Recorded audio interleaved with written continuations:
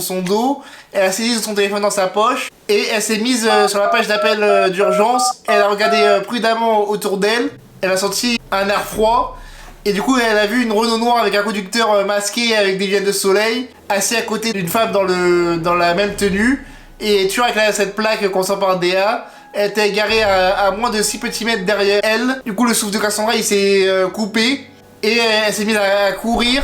Elle a parcouru le plus vite possible les 100 mètres qui la séparaient de sa maison. En arrivant dans le portail, elle a ouvert le portail en regardant autour d'elle. Et une fois ouverte, elle a refermé derrière elle. Et elle explique que Nicolas était maître chien, qu'il avait un bosseron de 4 ans qui était présent dans la cour avant. Et du coup, elle a reculé devant la porte de la maison, elle a attendu.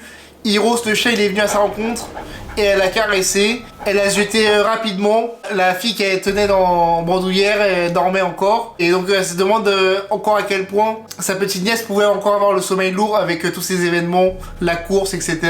Puis malgré le chien qui était dehors, elle a fermé la porte à clé. Elle a ensuite décidé de se détendre, Cassandra, après avoir vérifié toutes les portes et fenêtres.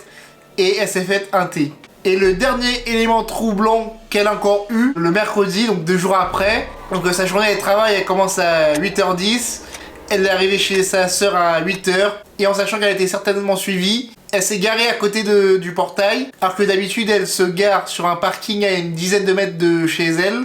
Elle a dit bonjour aux 3 filles. Donc son beau-frère il travaillait, puis en mettant son manteau, sa sœur elle lui sort sans pression tu feras attention, il y a des gens pas nets qui traînent dans les villages voisins. Puis elle embrasse Eloane et les deux partent sans plus de cérémonie. Et du coup Cassandra elle est restée sur le tapis de l'entrée, tétanisée une bonne minute. Elle a bougé quand la petite qui était dans ses bras en a eu marre et a commencé à grommeler. Elle a fait son travail tranquillement par la suite. Rien ne s'est passé, elle était très angoissée.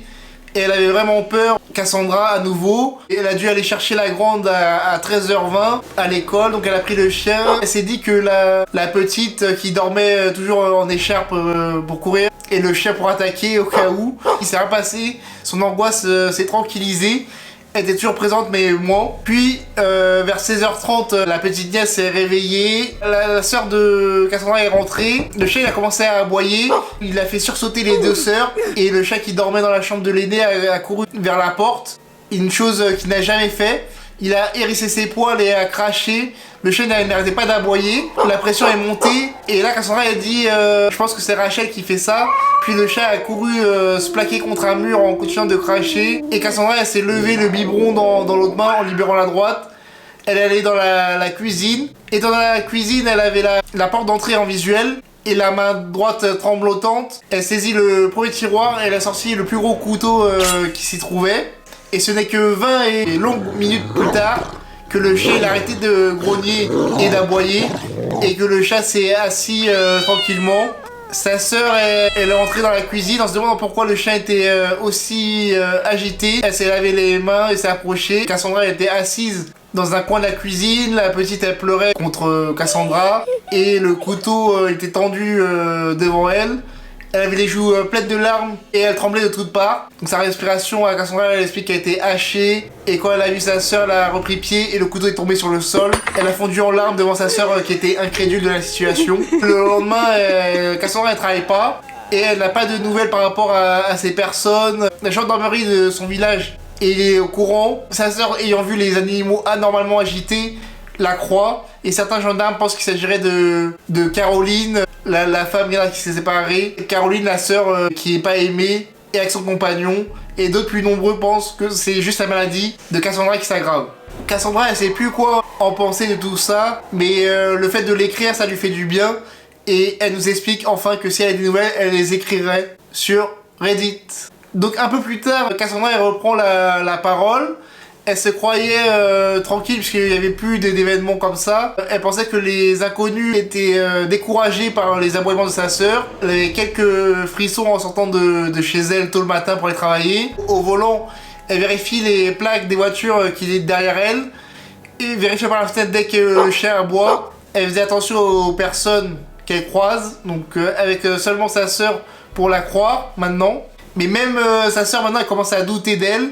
Et c'est ce que ressent Cassandra. Le jour suivant, sa respiration à Cassandra, elle a été coupée. Ses horaires étant modifiables, elle quitte donc la maison à 7h30. La nuit est encore basse et le brouillard recouvre les routes. Elle s'est dépêchée de monter dans sa voiture. Elle a vite verrouillé les portes. Elle a entendu un grand bruit. Elle a soupiré, elle a mis le contact. Elle a envoyé un message à sa sœur en lui disant qu'elle prenait la route. Puis, au bout d'une petite dizaine de minutes, une voiture ayant la priorité l'a laissé passer. La nuit et les phares faisaient qu'elle ne voyait pas le conducteur.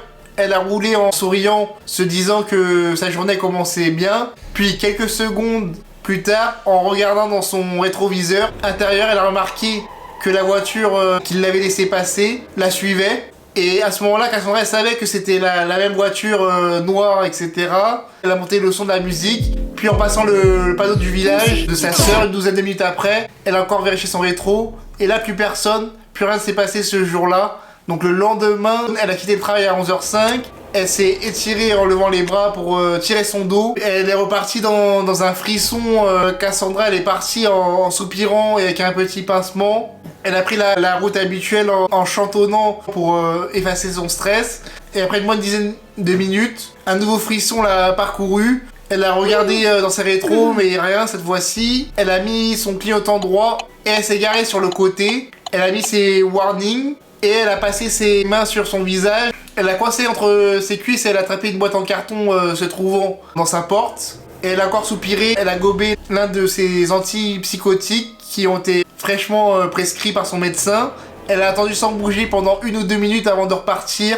Elle est rentrée chez elle plus rapidement qu'à son habitude. Et en se garant, sa tête elle tournait un peu, mais elle est sortie de la voiture en verrouillant ses portes. Et il y avait encore un frisson qu'il a encore parcouru. Elle n'a pas prêté attention. Puis alors qu'elle avait passé ses clés dans la serrure de la porte, une voiture elle est passée en trombe dans la rue, la faisant sursauter et perdre ses clés. Sûrement rien de grave. Néanmoins, Cassandra elle a vraiment un mauvais pressentiment par rapport à cette voiture.